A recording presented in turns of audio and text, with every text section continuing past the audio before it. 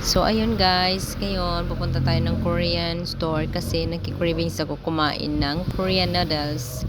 Ayan, Pasko na sa kanila. Kung makikita niyo yung mga Christmas light nila, maganda siya. So, ayan, magdadrive lang kami papunta sa Korean store. Medyo malayo siya sa bahay guys. So, ayan guys, nandito na kami sa Korean store. Ayan, sige, pasok. Tcharan! Sige, kasama ko ang aking pamangkin. Yan, pili tayo kung anong gusto. Pero isa lang naman yung gusto ko dyan. Yung Korean noodles na maanghang. Ayan, bumili kami din ng spam. Sige, ikot muna tayo.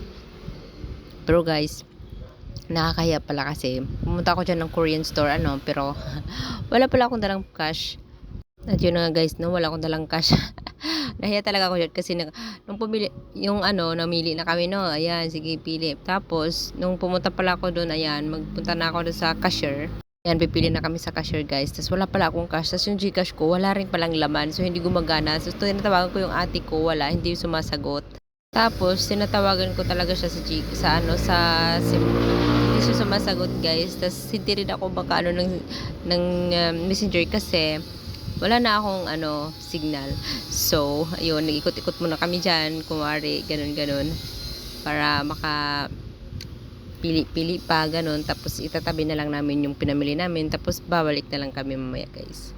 So, ayan, guys, naluto ko na rin yung Korean noodles at saka may beer pa. So, ayan, sagay na.